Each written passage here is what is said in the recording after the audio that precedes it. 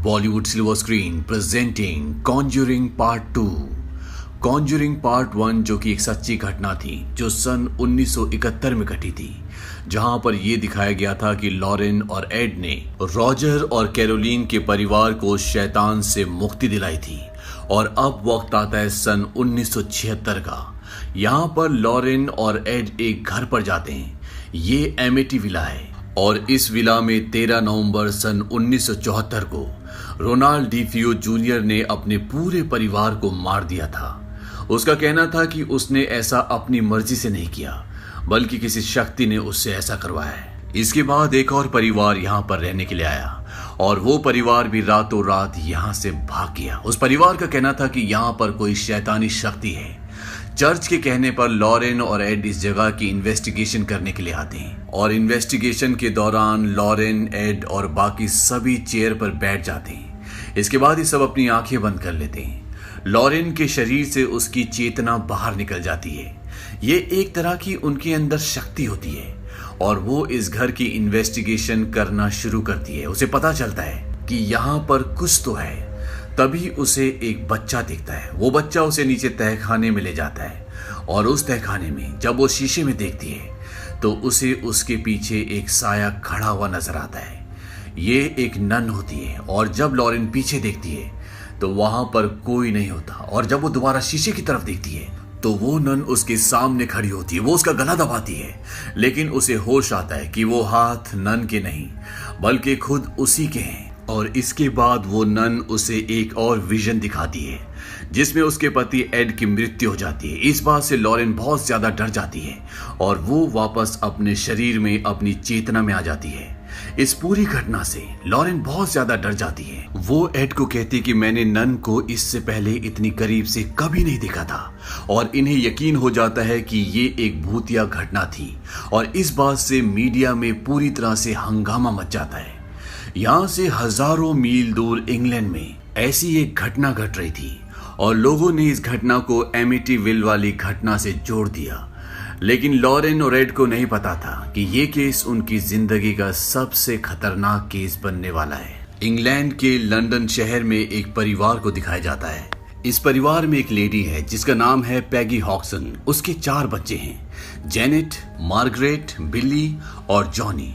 इन चारों बच्चों के पिता यानी जेनेट के हस्बैंड उनके साथ नहीं रहते और इन सब की जिम्मेदारी अब पैगी हॉक्सन के ऊपर है। एक रात को दिखाया जाता है कि जेनेट और मार्गरेट जब वो अपने कमरे में होते हैं तो उनके पास एक ओझा बोर्ड होता है। ओझा बोर्ड उसे कहा जाता है जिससे आत्माओं से सवाल पूछे जाते हैं। जेनेट ने ये अपने स्कूल में अपनी दोस्त के साथ बनाया होता है और ये दोनों पूछते हैं कि क्या हमारे आसपास कोई आत्मा है। चारों तरफ सन्नाटा है लेकिन इनके सवाल का कोई भी जवाब नहीं आता और वो उस बोर्ड को रख देते हैं। अब ये सो जाते हैं। रात को 1:04 बजते हैं और तभी ये दिखाया जाता है कि बच्चे सभी अपने कमरे में सो रहे थे। जेनेट की आंख खुलती है और वो देखती है कि वो नीचे सोफे की चेयर के पास लेटी है। उसे कुछ पता नहीं कि वो यहाँ पर कैसे आई और रूम में ये दिखाया जाता है जहाँ पर मार्गरेट सो रही है। कोई दरवाजा नॉक कर रहा है। वो उठती है, वो देखती है कि वहां पर जेनेट नहीं होती और जब वो बाहर जाती है तभी वहां से जेनेट आ जाती है। मार्गरेट उसे कहती है कि तुम दरवाजा क्यों नॉक कर रही थी। वो कहती है कि मैंने ऐसा कुछ नहीं किया और ये दोनों इन दोनों घटनाओं को नजरअंदाज करके सो जाते हैं। और अगली रात को मार्गरेट की नींद फिर से खुलती है।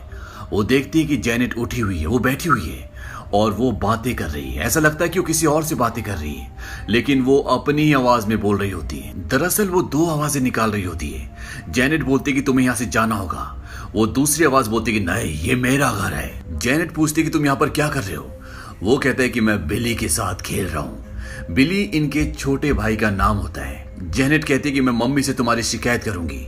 वो आवाज कहती है कि मैं तुम्हारी मम्मी को और बिली सबको मार दूंगी। मार्गरेट उसके सामने आ जाती है। वो उसे शांत करवाने की कोशिश करती है और जेनेट जो कि अभी भी आधी नींद में होती है वो रोते रोते सो जाती है और मार्गरेट भी सो जाती है। और जब वो सो रही होती है तभी उसके सामने एक बार फिर से जेनेट आ जाती है। वो कहती है कि बिली से दूर रहो। मार्गरेट कहती है कि यहाँ पर कोई नहीं है और तभी मार्गरेट के पीछे से एक आवाज आती है। वो आवाज कहती है कि ये मेरा घर है। और जब मार्गरेट पीछे देखती है तो वहां पर बिल्कुल अंधेरा होता है। वो लैंप जलाती है लेकिन वहां पर कोई नहीं होता। मार्गरेट इस बात से डर जाती है लेकिन अभी भी उसे कुछ समझ नहीं आता। वहीं दूसरी तरफ ये दिखाते हैं कि बिली रात को पानी पीने के लिए उठता है और जब वो किचन की खिड़की से बाहर देखता है तो वो देखता है कि वहां पर झूला अपने आप ही हिल रहा होता है। ऐसा लगता है कि रात को वहां पर कोई झूला झूल रहा है। बिली पानी पी के वापस अपने रूम की तरफ आता है। तभी उसका पैर उसके खिलौने उसकी गाड़ी पर लगता है। उस पे सायरन बजना शुरू हो जाता है और बिली उसे अपने छोटे से टेंट की तरफ धकेल देता है। वो गाड़ी टेंट के अंदर चली जाती है और बिली जब अपने बेड की तरफ बढ़ रहा होता है उसे सायरन की आवाज आती है और जब वो पीछे देखता है तो सायरन बंद हो जाता है। वहां पर कोई भी नहीं होता। इसके बाद बिली अपने बेड पर लेट जाता है और तभी वो गाड़ी वापस सायरन बजते हुए उसके सामने आती है। बिली गाड़ी को उठाता है और टेंट के पास जाता है और वो उस गाड़ी को टेंट के अंदर धकेलता है और तभी अंदर से कोई गाड़ी को वापस धकेलता है। इस बात से बिली डर जाता है और वो भागता हुआ अपनी मॉम के पास जाता है। वो कहता है कि मॉम मेरे टेंट के अंदर कोई है। उसकी मॉम उसके टेंट के पास जाती है, अंदर देखती है, वहां पर कोई भी नहीं होता। वो कहती कि तुमने कोई बुरा सपना देखा होगा और तभी उसे नीचे से कुछ आवाज आती है। वो बिली को उसके कमरे में भेज देती है और वो नीचे जाती है। नीचे अंधेरा होता है और वो देखती है वहां पर जो सोफा चेयर होती है उस पर जेनेट बैठी होती है। वो नींद में होती है। ये वही चेयर होती है जिसके सामने एक रात पहले उसकी आंखें खुली थी और उसे नहीं पता था कि वो यहाँ पर कैसे पहुंची। जेनेट की मॉम उसे उठाती है। वो बोलती है कि तुम यहाँ पर क्या कर रही हो। वो बोलती है कि शायद मैं दोबारा नींद में चलकर यहाँ पर आ गई। जेनेट की मॉम देखती है कि जेनेट को बुखार भी होता है और वो उसके कमरे में ले जाकर उसे सुला देती है। क्योंकि जेनेट को बुखार है इसीलिए अगले दिन वो स्कूल नहीं जाती। उसके सभी भाई बहन और उसकी मॉम काम पर जा चुके हैं। जेनेट घर पर अकेली है। वो टीवी देख रही होती है और तभी टीवी के चैनल अपने आप ही बदलना शुरू हो जाते हैं। जेनेट रिमोट उठाकर चैनल सेट करती है लेकिन एक बार फिर से चैनल बदल जाते हैं।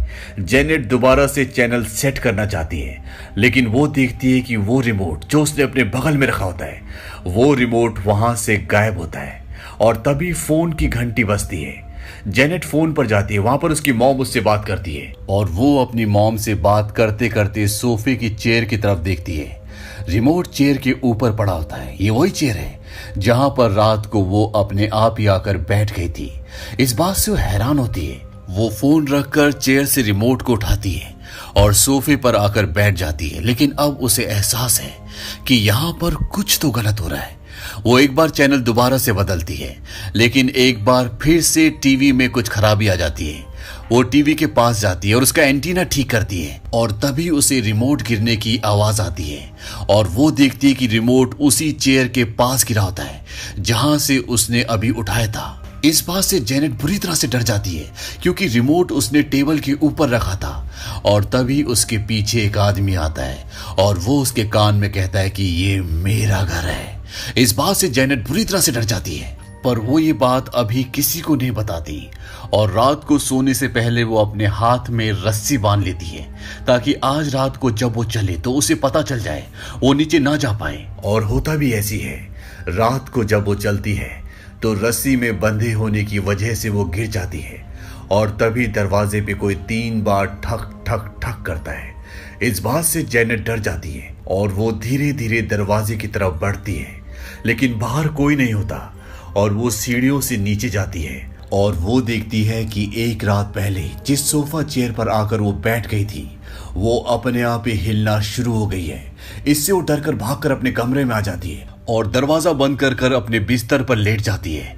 वो डरी हुई है और तभी उसे दरवाजा खोलने की आवाज आती है और वो देखती है कि जिस दरवाजे को अभी उसने बंद किया था वो खुला हुआ है, वो हिल रहा है। और इस बात से डरकर मार्गरेट सिर से लेके पैर तक चादर ओढ़ लेती है और अंदर टॉर्च चला देती है और ऐसा दिखाया जाता है कि उसकी तरफ कोई बढ़ रहा है और तभी उसकी चादर को उठाकर वो शक्ति फेंक देती है।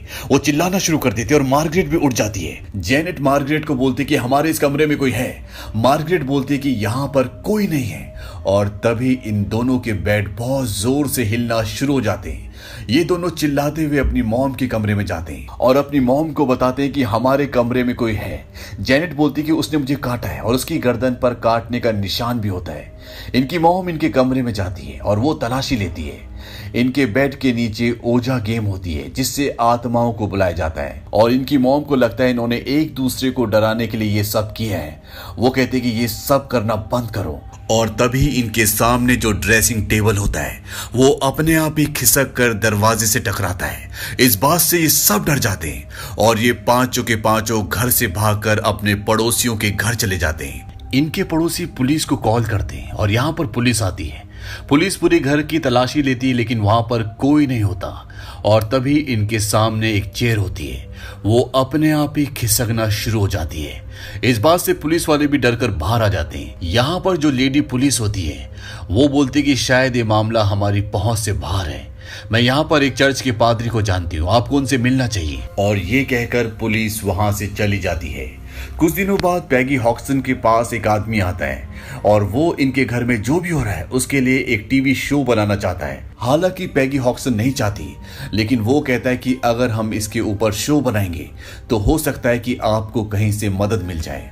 और वो इनके घर पर आते हैं। इनके साथ पैरा साइकोलॉजिस्ट भी होते हैं और जब वो इन दोनों से सवाल पूछ रहे होते हैं तो जेनेट के अंदर वो आत्मा आ जाती है। जेनेट की आवाज पूरी तरह से बदल जाती है और वो आवाज बोलती है कि जेनेट सो चुकी है और अब मैं जाग गया हूँ। मेरा नाम बिल विल्किंस है और मैं कब्र से यहाँ पर आया हूँ। पहले मैं यहीं रहता था। दिमाग की नस फटने से मेरी उस कुर्सी पर मौत हो गई थी, उसी कुर्सी पर जहां पर रात को जेनेट अपने आप ही पहुंच जाती है। ये जेनेट से सवाल पूछते हैं कि तुम यहाँ पर क्यों आए हो। वो कहता है कि ये मेरा घर है और मुझे इनकी चीखें पसंद हैं। तभी जेनेट की मॉम चिल्लाकर बोलते हैं तुम हमें अकेला क्यों नहीं छोड़ देती। और इसके बाद जेनेट होश में आ जाती है। आज रात को ये लोग अपने पड़ोसियों के घर सोते हैं, लेकिन आज रात को भी जेनेट के ऊपर वो साया पूरी तरह से हावी हो जाता है और यहाँ पर चीजें हवा में उड़ना शुरू हो जाती है। और इस बार जो आत्मा जेनेट के शरीर में हावी होती है ये कोई और आत्मा होती है। इससे ये पता चलता है कि यहाँ पर एक नहीं बल्कि कई सारी आत्माएं हैं। और कुछ ही देर बाद जेनेट गिरकर बेहोश हो जाती है। मीडिया की वजह से ये बात दूर दूर तक पहुंच जाती है और लोग अब इस घर को इंग्लैंड का एमिटीविल कहते हैं। वहीं दूसरी तरफ चर्च के फादर लॉरेन और एड के पास जाते हैं और वो इन दोनों को वो टेप सुनाते हैं जिसमें जेनेट की आवाज होती है। शुरू में इन्हें लगता है कि ये किसी बूढ़े की आवाज है, लेकिन फादर बताते हैं कि ये मात्र 11 साल की लड़की की आवाज है। ये सुनकर वो शॉक्ड हो जाते हैं। फादर कहते हैं कि हम चाहते हैं कि आप लोग इंग्लैंड जाएं और उस घर में जाकर सबूत इकट्ठा करें। अगर ये बात सच है तो चर्च इनकी मदद करेगा। एड कहता है कि मैं आपको सोचकर बताऊंगा। एड की पत्नी लॉरेन नहीं चाहती कि ये लोग वहां पर जाएं। वो किसी भी तरह की इन्वेस्टिगेशन करें क्योंकि एड की पत्नी लॉरेन ने एड की मौत देखी थी और एड ने एक नन की तस्वीर बनाई होती है जो उसने सपने में देखी होती है और इसी नन को लॉरेन ने भी देखा होता है। लॉरेन उसे कहती कि जो तस्वीर तुमने बनाई है, जिसे तुमने सपने में देखा था, वो तस्वीर कोई तस्वीर नहीं बल्कि वो एक असली प्रेत है और ये एक तरह की चेतावनी है क्योंकि हम दोनों ने एक ही प्रेत को देखा है और मैंने तुम्हारी मौत को भी देखा था, इसीलिए हमें इन सब चीजों से दूर रहना चाहिए। लेकिन एड चाहता है कि अगर वो परिवार सच में परेशानी में है तो हमें वहां पर जाना चाहिए। लॉरेन कहती है कि ठीक है हम वहां पर जाएंगे, लेकिन अगर हमें पता चलता है कि वहां पर कुछ है तो हम ये सारी बातें चर्च को बता देंगे, हम वहां पर कुछ भी नहीं करेंगे।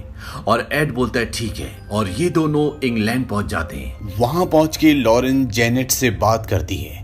जेनेट बहुत दुखी है क्योंकि वो स्कूल नहीं जा पाती, रात को सो नहीं पाती और जो भी उसके साथ हो रहा है इस वजह से ना तो कोई उसके साथ खेलता है और ना ही अब उसका कोई दोस्त है। जेनेट लॉरेन को बताती कि जो आवाज मेरे अंदर से आती है दरअसल मैं सिर्फ एक जरिया हूं उसकी बात को कहने का। लॉरेन बोलती क्या कोई ऐसी बात है जो सिर्फ तुम सुन सकती हो।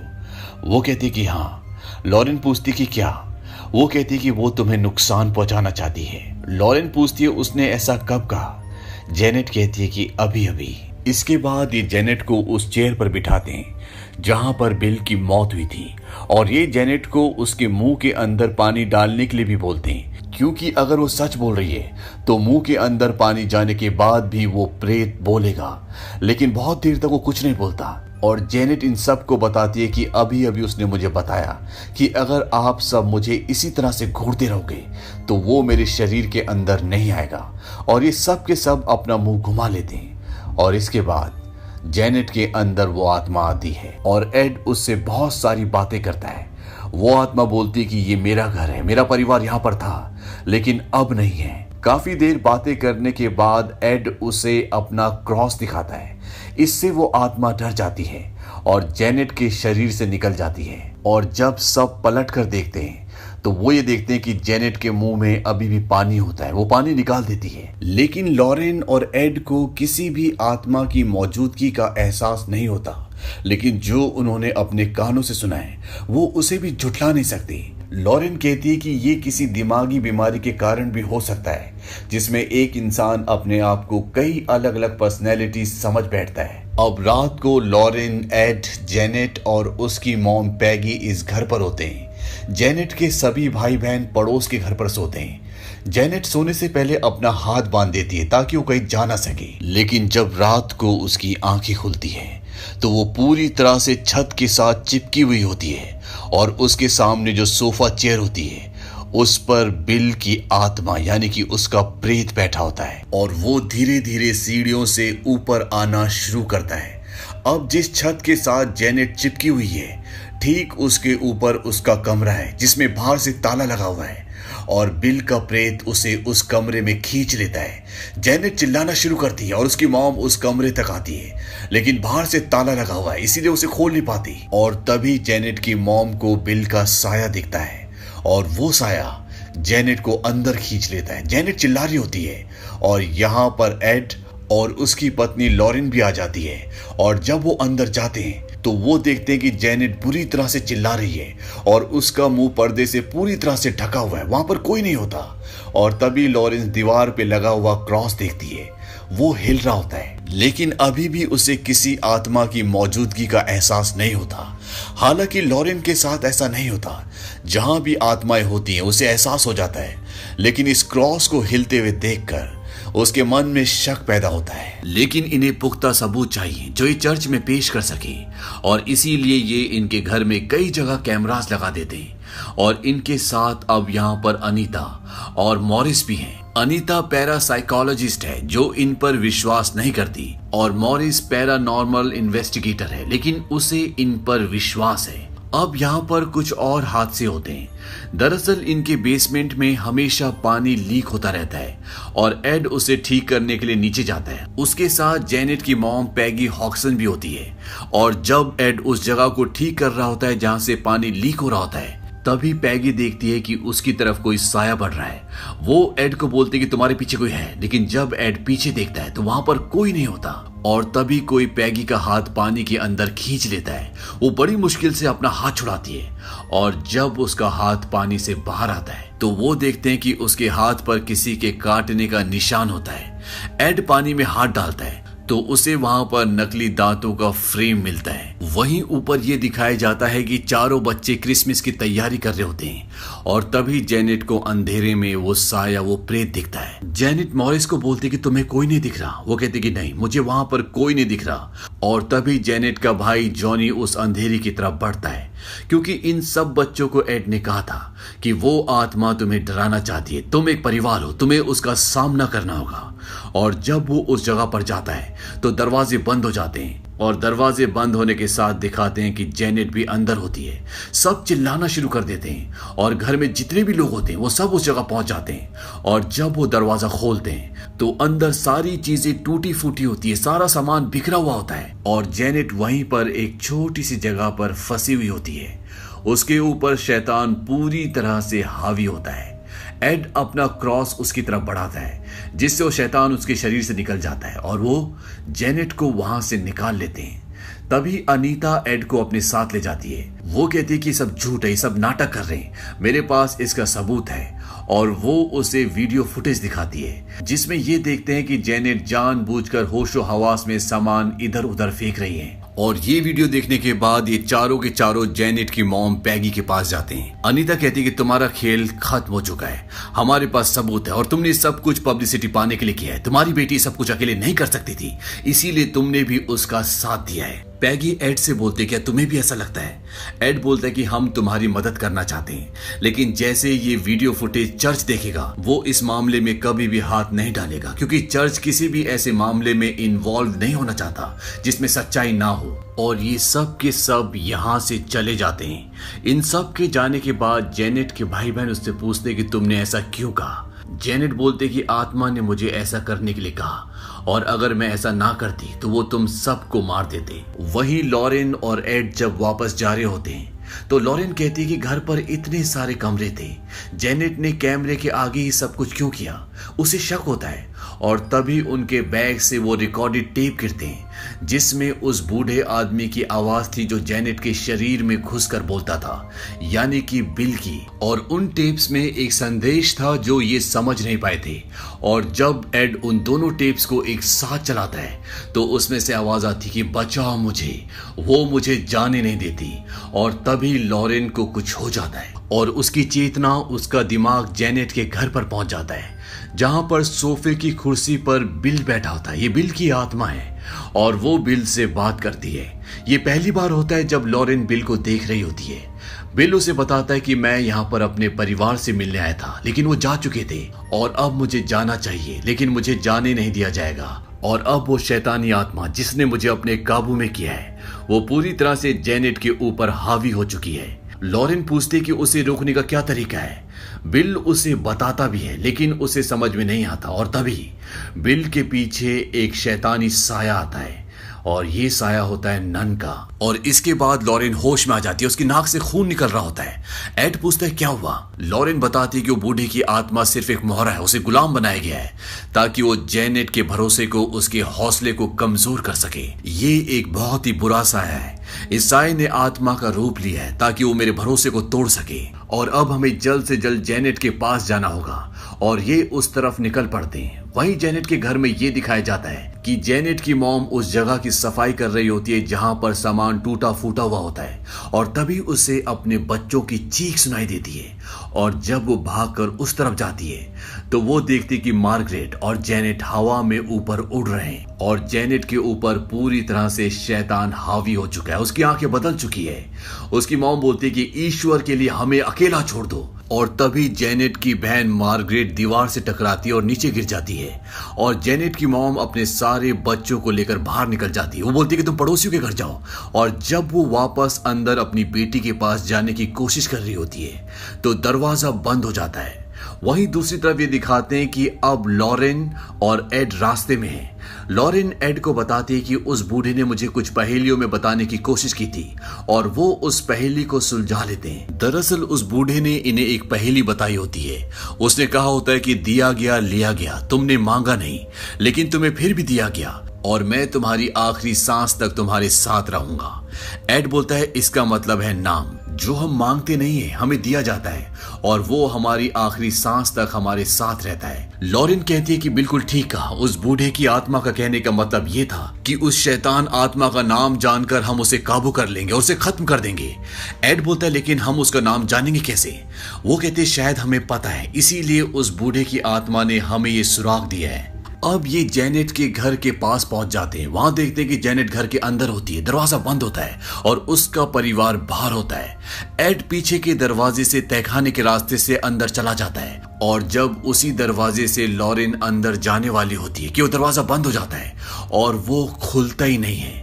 लॉरेन नहीं चाहते कि एड उसके बिना आगे जाए क्योंकि उसने एड को मरते हुए देखा हुआ होता है। लेकिन एड किसी भी कीमत पर जेनेट को बचाना चाहता है, उसके परिवार को इस आत्मा से मुक्ति दिलाना चाहता है। वो लॉरेन को बोलता है कि मैं तुमसे प्यार करता हूं लेकिन मुझे जाना होगा। और वो आगे बढ़ जाता है और जब वो तहखाने से जहां पर पानी भरा हुआ है ऊपर की तरफ जाता है तो वहां पर शैतान पानी के प्रेशर को खोलकर एड की आंखों को जख्मी कर देता है जिससे उसे अब धुंधला दिख रहा है। और तभी उसे एक आवाज आती है और एड अपना क्रॉस निकालकर उसे यहां से जाने का आदेश देता है। वहीं बाहर ये दिखाया जाता है कि लॉरेन अब पूरी तरह से परेशान हो चुकी है और वो चिल्लाकर बोलती है कि तुम्हारा नाम क्या है। और तभी उसे कुछ यादें आती हैं। दरअसल यही आत्मा उसके घर पर भी आई होती है और उस वक्त उसने लॉरेन को अपना नाम बताया होता है और ये नाम उसने बाइबल में लिख लिया होता है। वो अपनी गाड़ी की तरफ भागती है जहां पर उसकी बाइबल है। वो अपनी बाइबल निकालती है और तभी उसके सामने जो पेड़ होता है उस पर बिजली गिरती है और वो टूट जाता है। और टूटने के बाद उसका शेप बिल्कुल उस लकड़ी के टुकड़े की तरह हो जाता है जिसके एड के शरीर के आर पार जाने से उसके विजन्स में एड की मौत हुई होती है। इस बात से वो डर जाती है और अब वो उस तरफ भागती है जहां पर वो शैतान है। और लॉरेन को उस शैतान का नाम पता है क्योंकि उसने बाइबल में देख लिया होता है। उसका नाम होता है वेलक। वहीं ऊपर ये दिखाया जाता है कि जेनेट, जिसके ऊपर पूरी तरह से हैवान हावी है, वो खिड़की से कूद जाती है। लेकिन तब तक एड उसका हाथ पकड़ लेता है और वो खिड़की से नीचे लटक जाती है। और नीचे वही पेड़ होता है जो अभी अभी बिजली के चमकने से टूटा होता है और अगर वो उसके ऊपर गिरेगी तो वो बच नहीं सकती। एड ने एक हाथ से पर्दा पकड़ा हुआ होता है और पर्दे के रिंग्स धीरे धीरे टूट रहे होते हैं। तभी वहां पर लॉरेन आ जाती है। लॉरेन देखती है कि सामने वही नन है जो कई बार उसके विजन्स में उसे दिख चुकी होती है। और जब वो एड की तरफ उसकी मदद करने के लिए भागती है तो नन जोर से चीखती है और लॉरेन हवा में उड़ती हुई दीवार से चिपक जाती है। इसके बाद लॉरेन बोलती है कि मैं तुम्हारा नाम जानती हूँ, तुम्हारा नाम वेलक है और मैं तुम्हारा नाम लेकर तुम पर हावी हो सकती हूँ। सुनो वेलक, मैं तुम्हें ईश्वर के नाम पर, पवित्र आत्माओं के नाम पर नर्क जाने का हुक्म देती हूँ। और वो नन जोर से चिल्लाना शुरू करती है और धीरे धीरे वो इस दुनिया से गायब होकर कहीं और चली जाती है और वहां पर सब कुछ शांत हो जाता है। इसके बाद लॉरेन भाग कर जाती है और एड का हाथ पकड़ लेती है और एड भी जेनेट को ऊपर खींच लेता है और इस तरह से इस शैतान का खात्मा हो जाता है। अगली सुबह जेनेट और उसकी मॉम लॉरेन को और एड को धन्यवाद कहती हैं और जेनेट एड के गले लग जाती है क्योंकि एड ने उसकी जान बचाई होती है। एड के गले में क्रॉस होता है जो कि बचपन से उसके पास है। वो कहता है कि बचपन से इसने मेरी हिफाजत की है, अब से ये तुम्हारा है और जब तुम बड़ी हो जाओगी और तुम्हारी तरह किसी को इसकी जरूरत होगी तो तुम ये उसे दे देना। इसके बाद इनका परिवार इसी घर में रहा और सन 2003 में जेनेट की मॉम पैगी हॉक्सन की मृत्यु उसी चेयर पर हो जाती है जहां पर आज से 40 साल पहले बिल की हुई थी। ये फिल्म एक सच्ची घटना पर बनी है और अंत में उस जगह की उन लोगों की तस्वीरें भी दिखाई जाती है जिनके साथ ये घटना हुई थी। ये फिल्म रिलीज हुई थी सन 2016 में। इस फिल्म का बजट था $40 मिलियन और बॉक्स ऑफिस पर इसने कमाई की थी $321 मिलियन की।